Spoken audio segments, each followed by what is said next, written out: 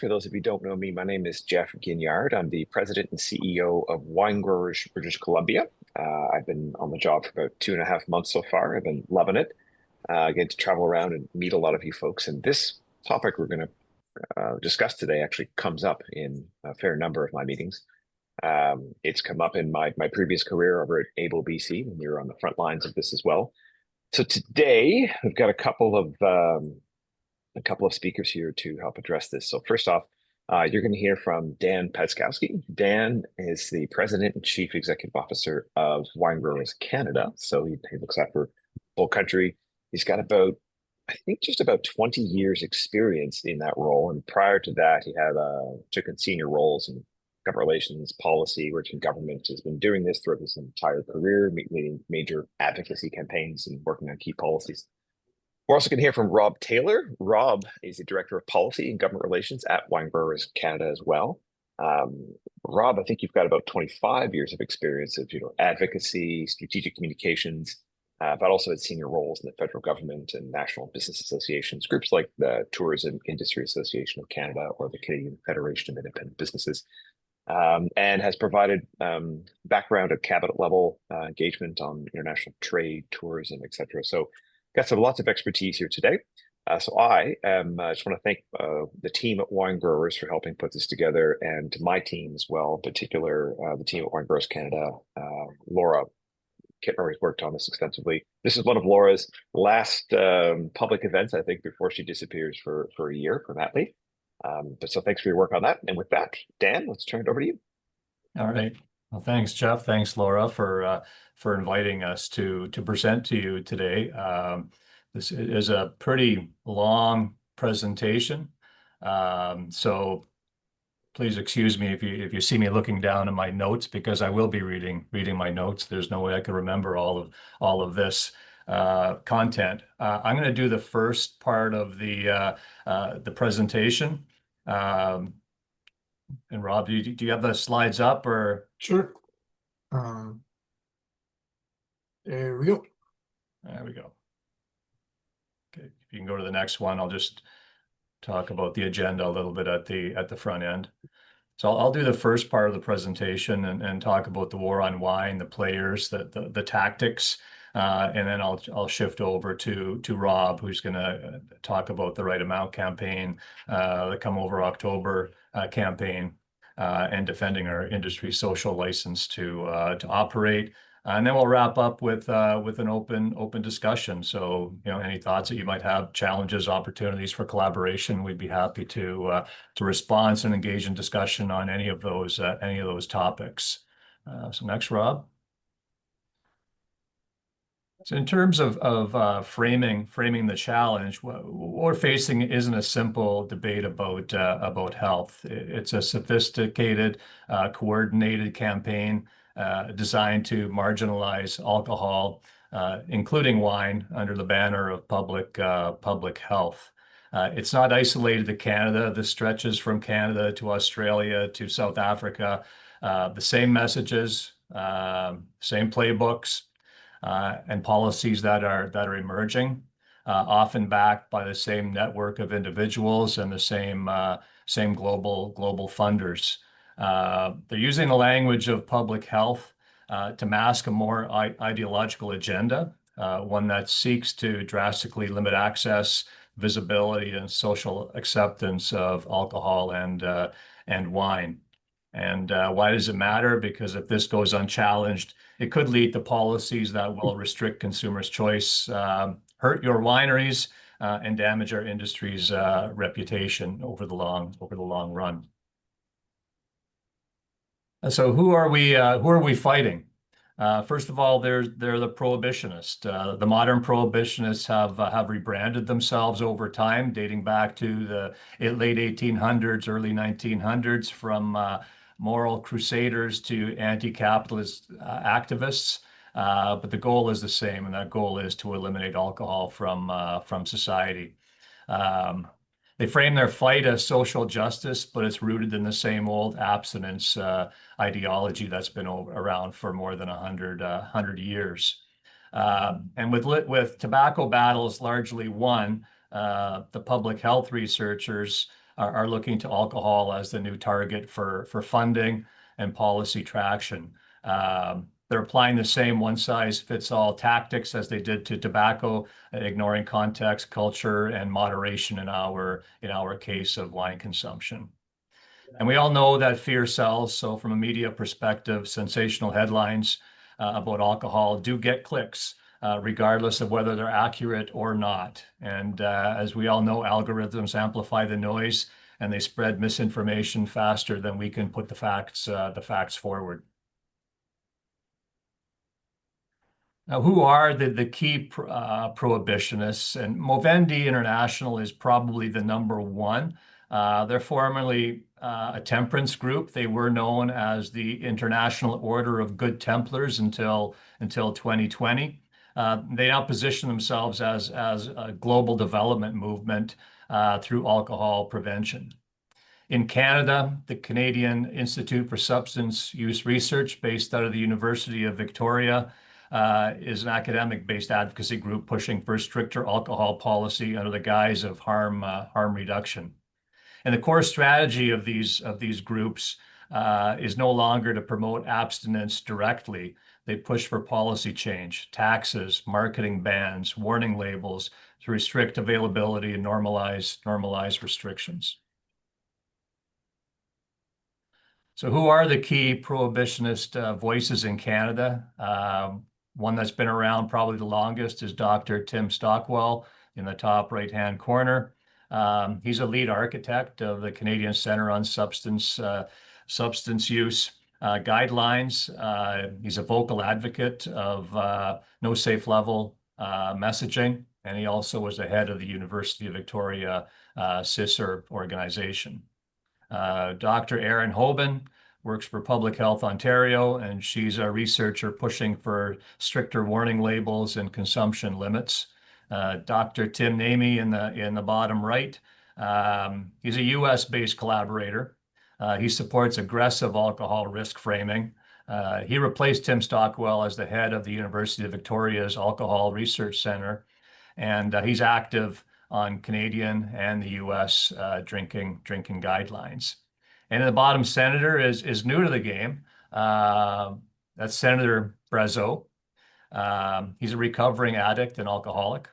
And underneath the guidance of Dr. Stockwell and Dr. Namey, he introduced legislation in the Senate, which we'll talk about a little bit later. But all of these are aligned with neo-prohibitionist goals, promoting heavy regulation and cultural denormalization of alcohol. These are just a few examples of some activities / media that's taken place over the past little while.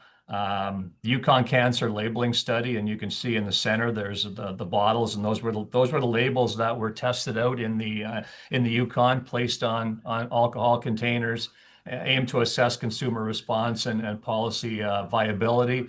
That is probably the number one piece of research that is guiding warning labels on alcohol around the world. The Proof campaign that many of you might have seen in British Columbia. Excuse the fire truck that's going by. That was a province-wide campaign by BC Cancer. And these ads were placed in transit, radio, digital, and public spaces. Unfortunately, they also used a wine bottle as their focal point. Senator Brazeau's labeling push, the bottom right, that's the type of media that he's exposing on social media. He's advocating for tobacco-style warning labels, arguing that the consumers have the right to know alcohol harms. And he's also has a piece of legislation out there on banning alcohol advertising and marketing. And your bottom left is, again, the University of Victoria's CAPE study, which is a Canadian alcohol policy evaluation. Annually, it comes out, and it influences provincial health policy and regulatory targets on alcohol. Next slide. So the prohibitionists have significant amount of policy influence around the world, and what happens in different countries influences policy development in Canada. In 2023, the World Health Organization declared there is no level of alcohol consumption that is safe, so no safe level of alcohol to set the tone for global policy. Movendi and the University of Victoria's and others have grabbed onto this narrative and have been pushing it forward. It has had policy impacts already. It influenced Canada's proposed alcohol and health guidelines in 2023. It has pushed cancer warning labels and advertising bans to the forefront, as I mentioned, through Senator Brazeau, and it is currently trying to influence the updating of the U.S. dietary guidelines in terms of their alcohol consumption guidelines. They're also impacting global platforms. So I'll talk about it a little bit later, but the WHO has embedded this into the United Nations high level meetings. And while there has been scientific pushback on this because they are extreme positions, media headlines often favor fear-based messaging, as I already mentioned. So this gets a lot of play in social media and traditional media. I think we missed something there, Rob. There's one before that. There isn't. Okay, I guess I have an extra slide then. Speak to it. So why should we be worried? And I'd like to talk about the 4 Ps of alcohol control. Number one is price. There's a push for governments to raise excise taxes. The 40% there is necessarily allocated to Canada, but that is a level that's being pushed in different parts of the world by these organizations. There are calls to limit the potency of beverage alcohol, which impacts innovation and our product diversity. They're looking at reducing outlet density, which means fewer retail licenses and tighter zoning restrictions. And we already talked about the advertising bans are expanding, restricting how, where, and to whom we can sell our product. And on the other targets, a lot of the COVID era policies like home delivery and extended hours are also currently under attack and being framed as public health risks.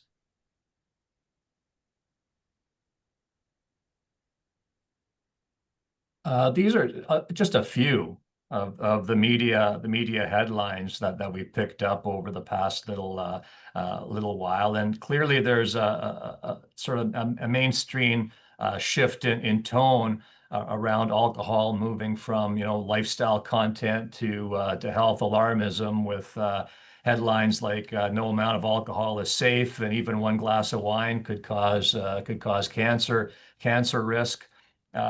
And these are concerning because the headlines shape consumer beliefs. What starts in the media often fuels political action on labels, taxes, bans on advertising, etc.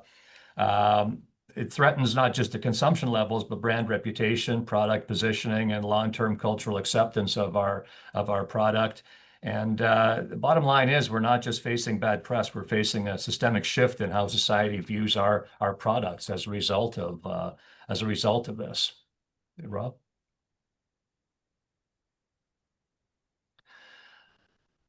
This has been going on for quite some time, but part of the WHO's alcohol agenda, where we are today, is embedding their perspectives on no safe level of alcohol taxation, commercial determinants of health, into a UN non-communicable disease declaration, which will be heard in September of this year. I mean, this is all part of a long-term plan to hardwire anti-alcohol measures into global development and health policy, not just in Canada, but well beyond our borders.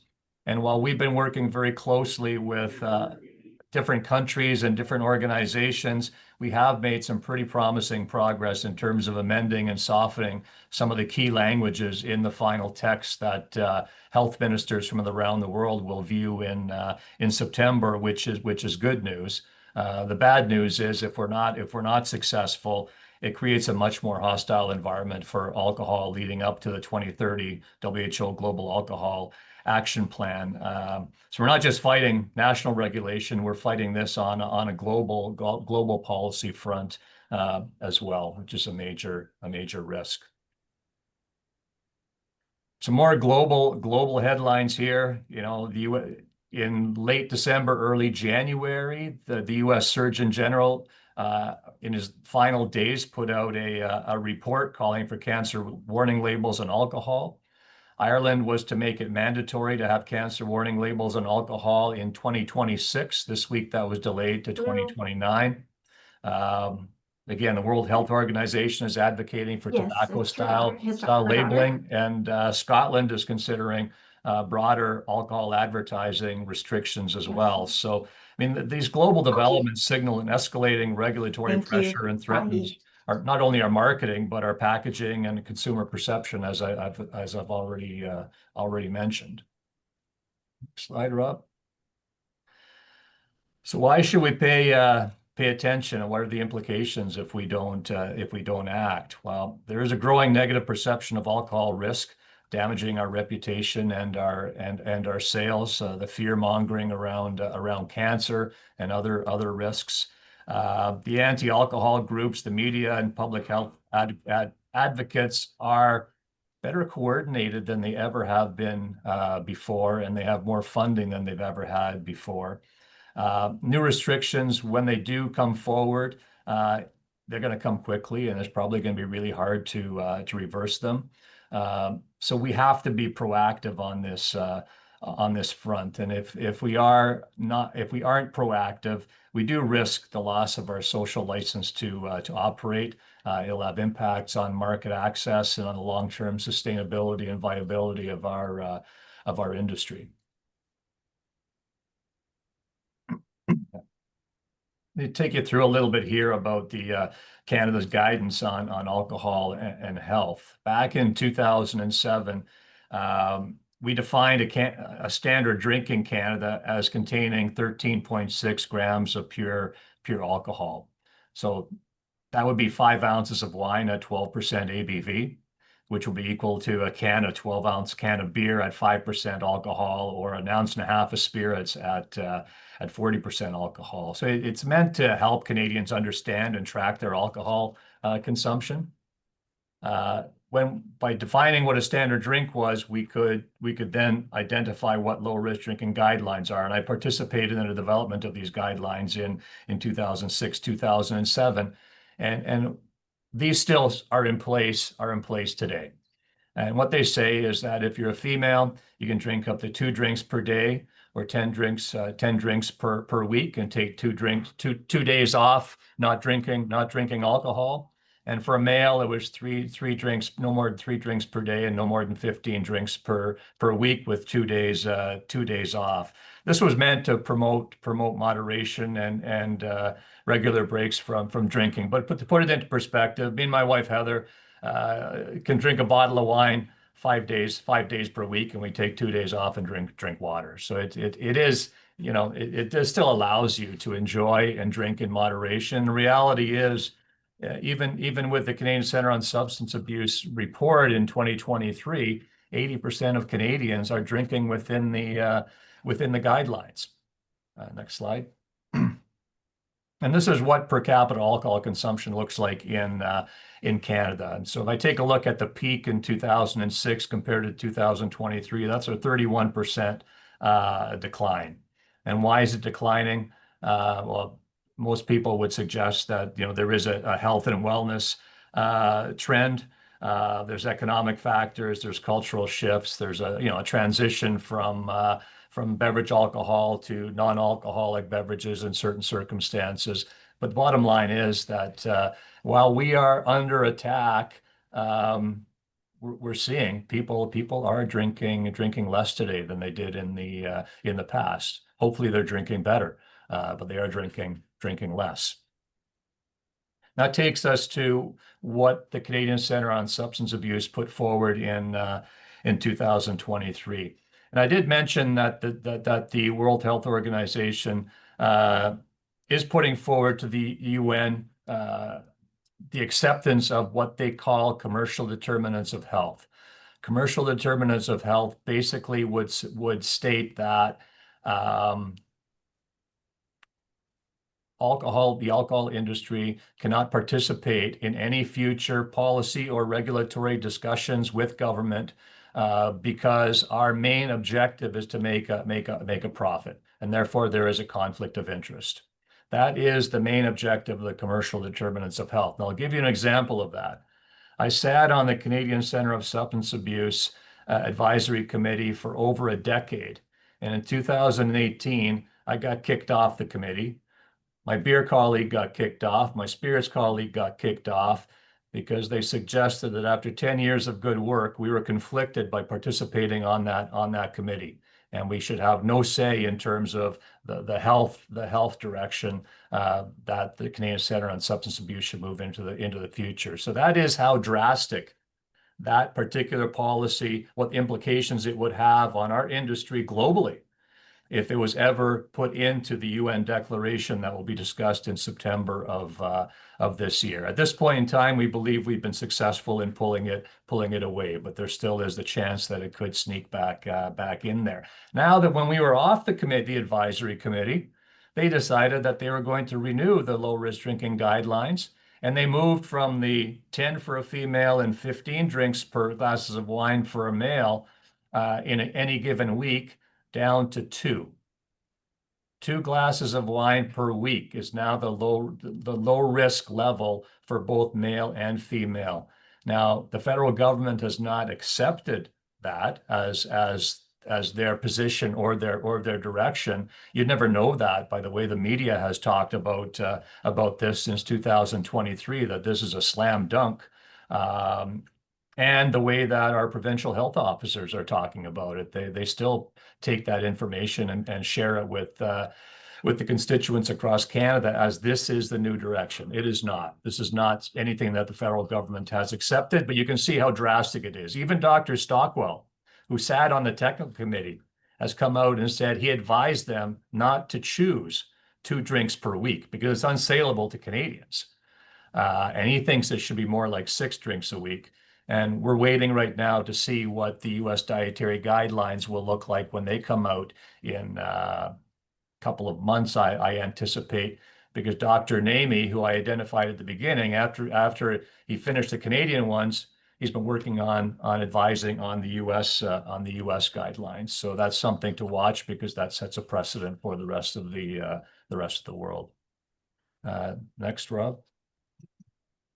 Now, I've criticized these enough in the past 2 minutes, but so have a lot of other individuals. Experts have questioned the research and methodology that the CCSA used to get to 2 drinks per week. They identified that the recommendations lack evidence support, that the risk estimates used don't align with what was actually in the reports that they selected, that foundational scientific research was ignored from written over the past 20 years. Of the 1,600 studies that they reviewed to do the Canadian guidelines, they only selected 16. 0.01% were selected. Of the 16 that were selected, under an international grading system of scientific research, 7 of the 16 got a very low grade. 5 additional ones got a low grade. So 75% of all the studies were identified as being of poor quality. Yet we're still stuck with 2 drinks per week. Do we have support out there? Yeah, we've got some support from a lot of these people here. They're academics, journalists, policy analysts, and wine industry advocates who have been arguing with us and challenging the CCSA and other international claims and defending evidence-based moderation industry perspectives. And the critics emphasize the need for balanced public health messaging that respects consumer choice and supports responsible consumption. Exactly what we've been promoting at Wine Growers Canada. But there is a conflict of narratives. Dr. Stockwell has kind of moved away from the WHO's no safe level. He prefers no risk-free level. I don't know if that's a nuance or not. And as already mentioned, he also shifted away from 2 drinks a week and says that's way too low. It should be higher. Dr. Laura Katina, who many of you know from the Katina family in Argentina, she is a medical doctor, and she says her biggest fear is if no safe level becomes accepted as it has for tobacco, then moderate drinkers will lose their credibility. From an industry perspective, we're emphasizing moderate drinking as both cultural, social, and sometimes even linked to health benefits. The anti-alcohol advocacy groups argue that responsible drinking is a smokescreen for industry to influence and normalize alcohol consumption and to sell more wine, beer, and spirits. So as my final slide, the economics matter in this circumstance. I think all of you know that we're a $12 billion industry and growing.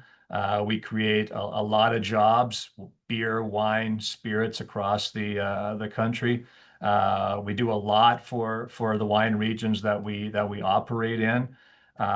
Regulatory overreach by government will have significant implications on your business and on the industry in general.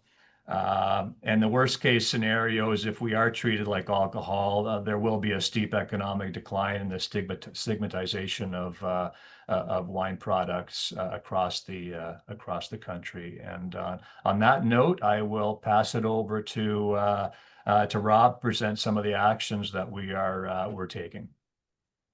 Thanks, Dan. When we're setting this up, Dan said he's going to be Eeyore, the bad cop, for the beginning half of the presentation, and I get to be Mr. Good News for the second half. So, as Dan mentioned, the media proliferation of negative alcohol narratives, as well as the misinformation campaigns, are a major challenge for us. Last year, we launched Wine Watch, which is our news hub. It's a one-stop shop for wine and wine industry information, which includes the most comprehensive collection of responsible drinking news, scientific research, social commentary, and podcasts. And the link, the URL is there.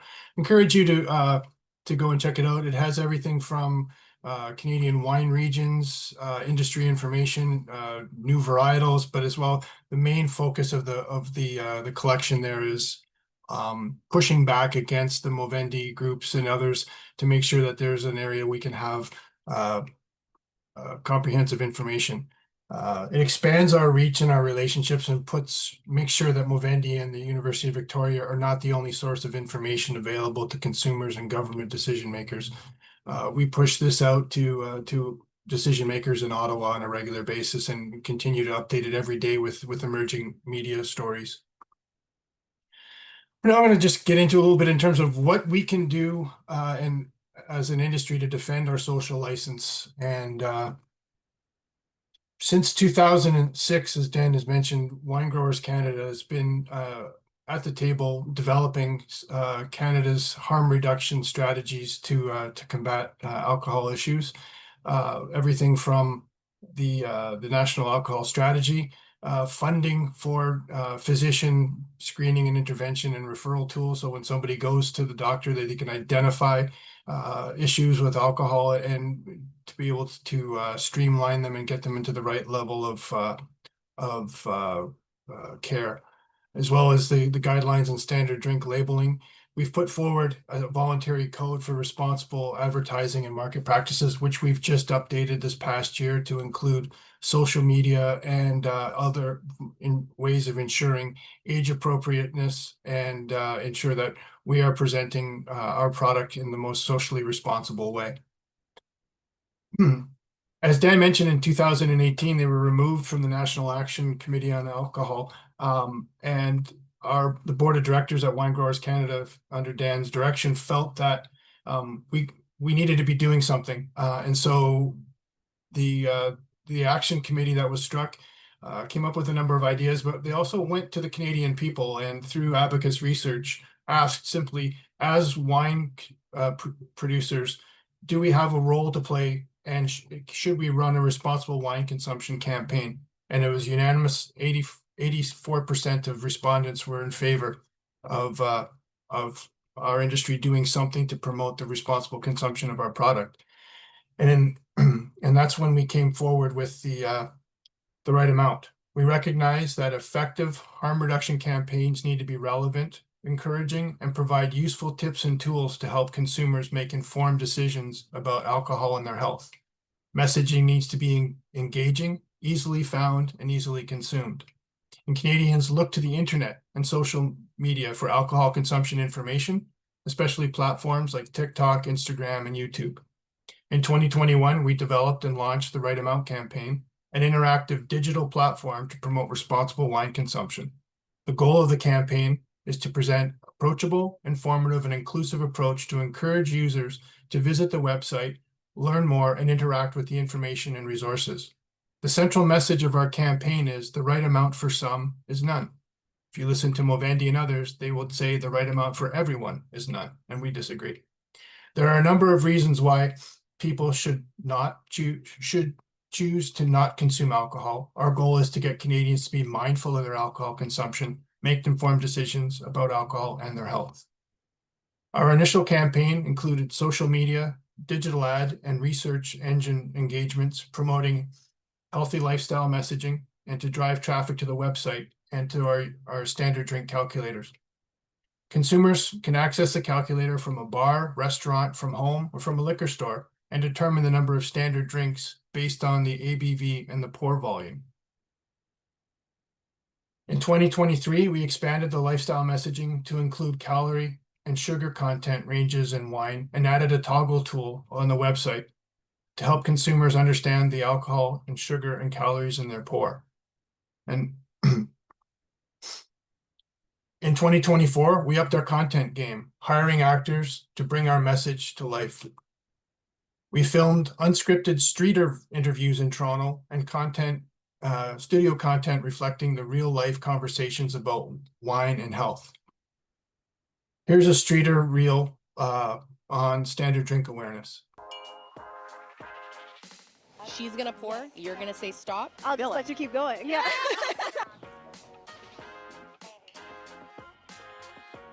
Pause. Oh, Okay. Stop. Stop. Oh, okay. A standard glass is 4 ounces. All right. It looks like you are. You know Hey. what? That's pretty good. Bang, high five. Okay, that's not bad. What is that? 6 ounces? All right. You know Oh my God, it's perfect. Exactly 4 Oh. ounces.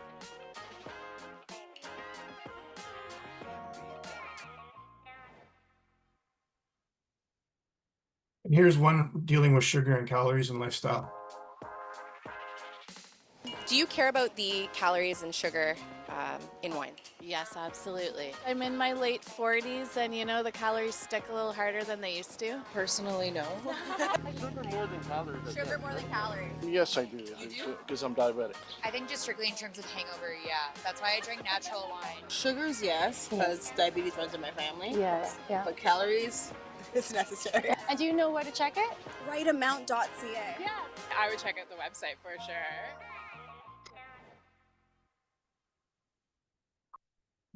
These engagements were extremely popular. I'll go through some of the analytics in a little bit, but it completely took our messaging and our engagement levels to a new level. Also in 2023 and 24, we ran earned media campaigns over the December holidays, promoting moderation and standard drink awareness, including op-eds and local newscasts, using breakfast television and evening news across the country with Natalie McLean, and in Vancouver, Christy Lee was engaged with us on that one. We also engaged micro and nano influencers focused on wine, healthy lifestyle, and parenting to promote the right amount over the holidays. Here's an example of one. There is plenty to celebrate this time of year. Now, Wine Growers Canada invites you to think about the right amount this holiday season. What amount of wine is the right amount of wine for you? Well, it all depends on the wine itself, how much you pour in your glass, and even the type of glass that you use. But if you are looking to drink more mindfully and responsibly during the holiday season, check out the rightamount.ca. they have their standard drinks calculator, which can empower you by giving you more information about the wine in your glass. Now, I get it. I have been looking at my choices in drinking wine as well, and now I often end up enjoying wines that I truly enjoy. They happen to usually be lower sugar, but if you're interested in lower sugar or lower calorie wines, this is a great place for you to start and empower yourself with more information to have a mindful and responsible holiday season. Cheers, everyone. As you can see, on one extreme, you have fear mongering and telling you if you have a glass of wine, you're going to get cancer and things like that. And we've brought forward engaging people on a daily lifestyle, allowing them to, and empowering. And that's such an important word in the advertising and the engagements that we're doing, is that we're empowering people to make informed choices about their lives. And in January, as you know, Dry January is a major initiative, and it seems like a lot of people are using it just kind of to start the year off well. We engage with a number of influencers, and here's an example of one of the ones. It talks about mindfulness again and moderation, and whereas going cold turkey or complete abstinence, if you need to, is one thing, but the whole important thing is start your year off by taking control and applying moderation to your consumption. Instead of going completely dry, I've decided to make more mindful and healthy choices about wine. For me, an all-or-nothing approach just isn't the answer to a healthier lifestyle. I'm all about moderation, balance, and the right amount. To make these healthier choices, I found it super helpful to plan what I'm drinking ahead of time. I've been using the Wine Growers Canada interactive tools on the Right Amount website. On the rightamount.ca, I can calculate how many drinks I'll have that night and how much sugar and calories will be in my wine. Choosing low sugar and lower alcohol wines, as well as controlling my pour, have also made it easier to enjoy my wine responsibly this year. By embracing this type of mindful drinking, I can still enjoy wine in all the special moments, big or small. Cheers to a mindful, balanced, and joyful 2025. So we have a Instagram page where all of the content that's put out there is made available. As well, there's a large deposit of all of the content on the Right Amount website, which I'll cover off in a few moments. So not only is the campaign has outperformed benchmarking. Both click-through rates are about 10 times higher than we, and our bounce rates are about 50% lower than we originally forecasted. The standard drink calculator is a top visited page, attracting over 300,000 uses to date. And the usage is highest among women between the ages of 40 and 65. To date, we've delivered over 18 million digital images, attracted over 250,000 unique visits to the site. And and over time, the value and the engagements have gone up. In 2024, we saw over 5 million impressions and 200,000 clicks. The display and Meta drove many impressions. TikTok is our highest performing platform with a click-through rate of over nearly 20%, which is unheard of. And the click-through rate is significantly over industry benchmarks of 1.03%. And our initial TikTok reels, those streeters that we showed you, when they were the first month that they were launched on TikTok, we had an over 40% engagement rate.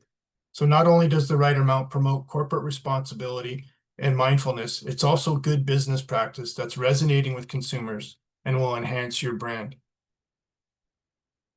The Right Amount has a winery resource hub with all the collateral, messaging, and content free for you to download and use. The brand guide has the label QR codes, neck tags, logos, tasting room, and social media advertising. It's all there at your fingertips and free to use. And if there's something in there that you don't find, please let us know, and we'll work with you and our PR company to get it developed. The federal health minister has said that she was hoping that the industry would voluntarily promote standard drink education without having to be regulated. We've created several ways to deliver that message. On the bottle, Paul Soller and the Dirty Laundry has done a great job of utilizing a QR code for ease of use. You simply go there and it brings you right to the website. Some other brands have the URL, which is a little harder to use and you have to type it in. We highly encourage the QR code and congratulate the Dirty Laundry team for a great job. You can promote the standard drinks on your website around underneath your bottles, as well as in tasting room and cellar advertising, retail advertising, and also in your in any of your promotional materials that you're sending out.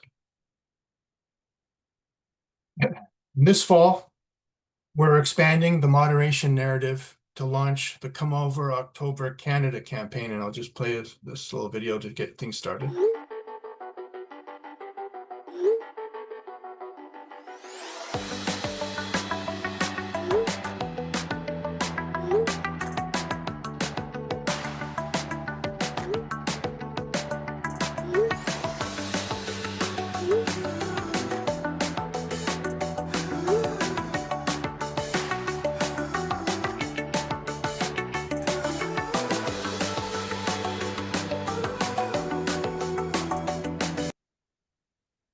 So this little teaser was produced last year for the initial U.S. campaign. Wine Growers Canada has commissioned the originators and the organizers of the campaign in the U.S. and we're in the process of they're putting the final touches on the Canadian program that's going to be launched this year.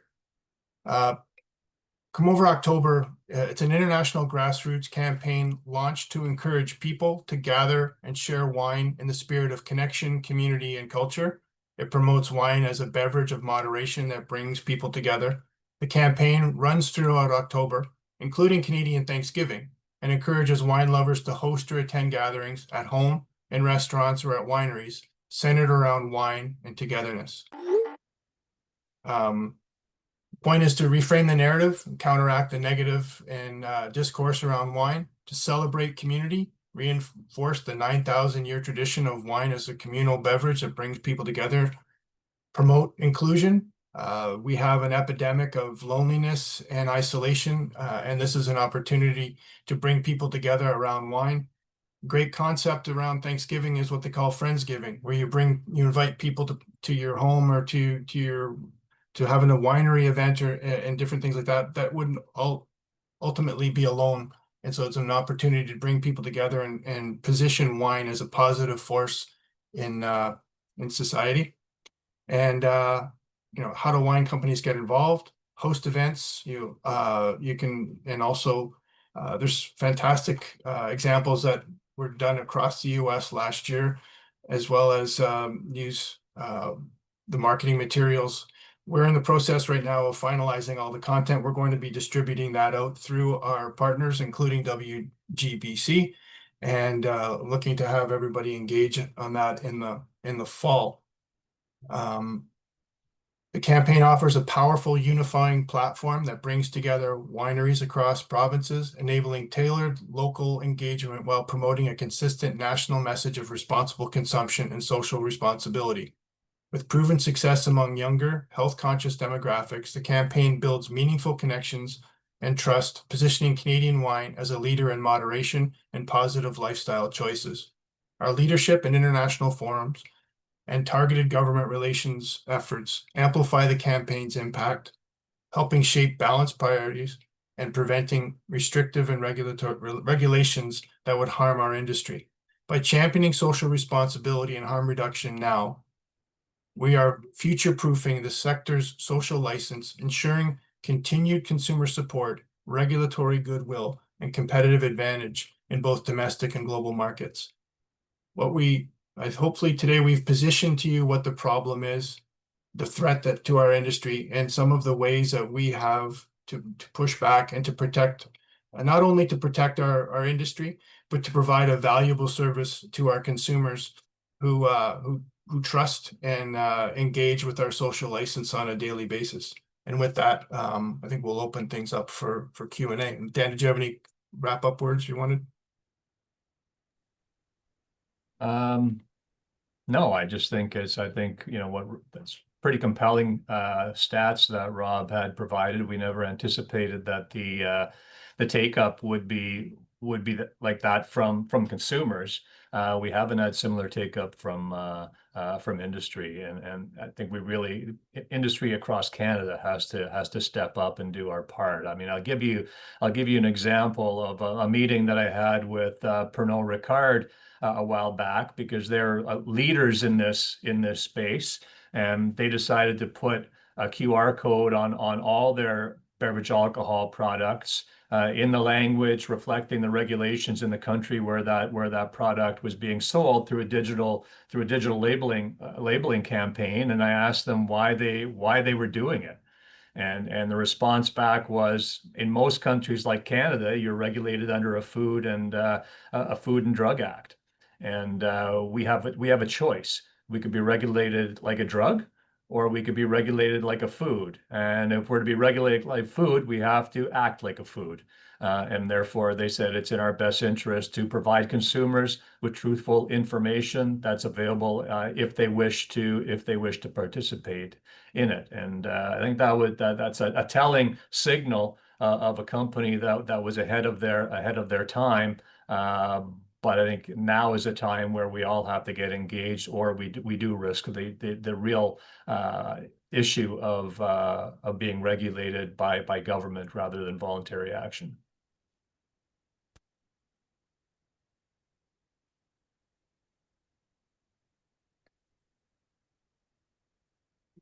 It's a lot of heavy content there for morning in British Columbia.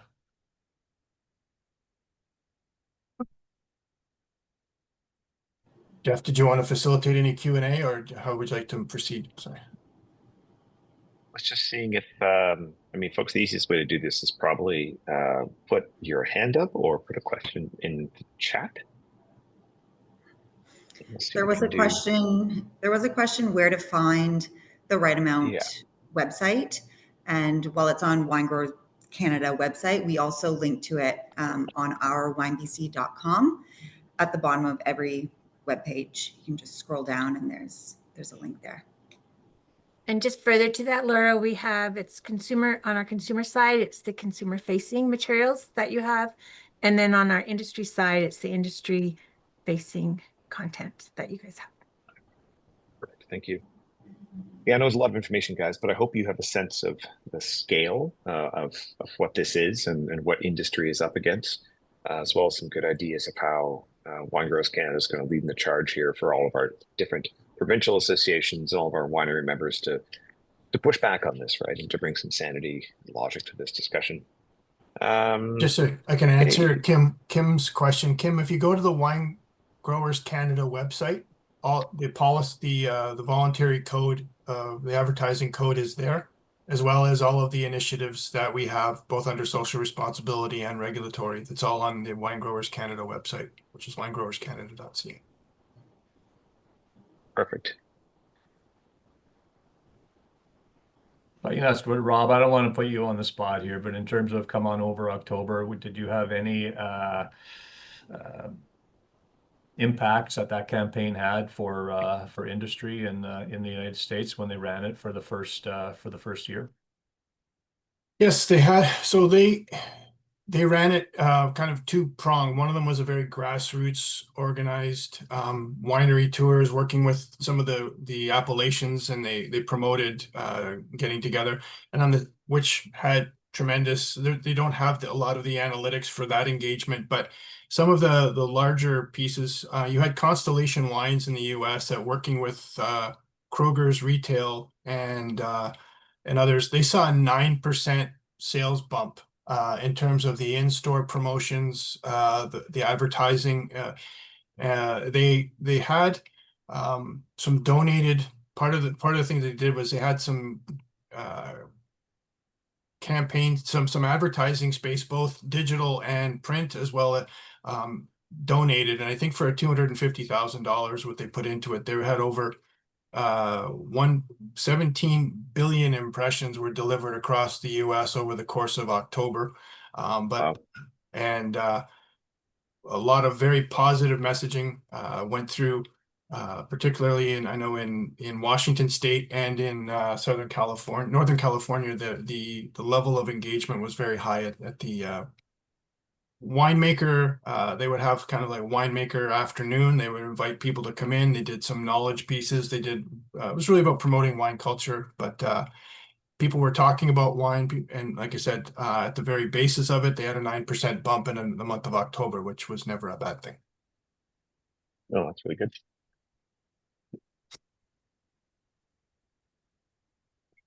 There's I also know that there's a fair amount of work that's being done in other jurisdictions on this too, right? Not just here in Canada, but there's groups have been organizing internationally and others. Is White Girls Canada working with any of those groups as well? Yeah, we do work with we work with the International Alliance on Responsible Drinking, on the International Federation of Wine. Our Right Amount campaign has been looked at by New Zealand, Australia, the California Wine Institute, and it's being identified as probably one of the best in market right now, and as a platform that many other major wine producing regions want to duplicate. Amazing. It we have seen some. Oh, sorry, go ahead. No, all I was gonna say is there's one message that can be taken away from today's webinar is that every single brand across every bottle across the country needs to communicate with the consumer on what our industry is doing to position ourselves as and promote responsible and moderate consumption of alcohol, given the detractors and their very well organized, well funded efforts to malign us. I strongly agree. And I've seen in our discussions with regulators, and you can see this happening internationally as well, that this movement is pushing for more and more stringent regulations, which could impact point of sale or production or labeling. So the more we can do as an industry to show that we are taking this seriously, leading the charge, educating our consumers, put those QR codes on your labels in the back. That can be done quite tastefully and professionally. I feel like that will help substantially. Yeah, we also Jeff, sorry to cut you off, but we also just initiated a digital labeling task force at Wine Growers Canada with winery representatives from across the country to take a look at what the best principles and guidelines could be for a digital labeling strategy, because over time you don't necessarily just have to go to the Right Amount link and get linked to the Right Amount site. You can have a digital link that takes you to your winery site, then have different levels within that site. One will take you to the Right Amount, another one will take you to information about your wines, etc. So it's a growing space, and there's no need to take over the limited real estate that we have on the label when you could provide transparent and truthful information through a digital space, and hopefully do it voluntarily through the industry before government decides to regulate us in that space. We could actually educate them rather than having to live up to their standards at some point in the not too distant future, because Europe has already moved towards the QR code and digital labeling for things like nutrition labeling and calories, etc., on a regulated basis. Makes a lot of sense. Okay, well, I think we're pretty much out of time here for today. Quite sure this content will be made available afterwards, as well as the recording. So I just want to, hang on, before I do that, there is one question. Marilena, can you please explain in terms of money why this new tendency of de-alcoholization can be a threat on the wine or beer industry if we have the possibility of reaching more people that are not interested in drinking alcoholic beverages? That's a good point, right? Because you can shift your business model. But Dan, Rob, do you have thoughts? I don't necessarily see it as a threat. It's a personal choice. If there is a de-alcoholized wine, beer, or spirit, that's a choice for consumers. Many consumers may go and drink wine at a party, but for an hour switch over to something that's non-alcoholic, because that's a personal decision that they're taking. So, we're also working on the no low alcohol space as well, to be able to provide the guidance and the regulatory guidance to government to make sure that the definitions of no and low make sense for the industry for that time where I'd say we're a little bit behind beer in terms of producing, beers that taste like beer. But it's coming. It's coming. So that will be, without a doubt, part of many wineries' portfolio going forward into the future. It's a good point. And we've seen in the hospitality industry, evidence seems to suggest so far that customers are not necessarily choosing only alcohol or only non-alcohol or low alcohol. Oftentimes they'll go back and forth. Like imagine sitting there and having a Guinness and then a Guinness Zero and then a Guinness and a Guinness Zero, or having spacing out your cocktails with non-alcoholic cocktails so you can still enjoy the hospitality experience. And businesses have figured that out by producing more and more interesting cocktails and making margin on them as well, right? And I know that some folks making here in BC, for example, some really delicious de-alcoholized sparkling wines. I know because my wife is pregnant and she's been drinking some of those, right? So there's plenty of opportunity there as well.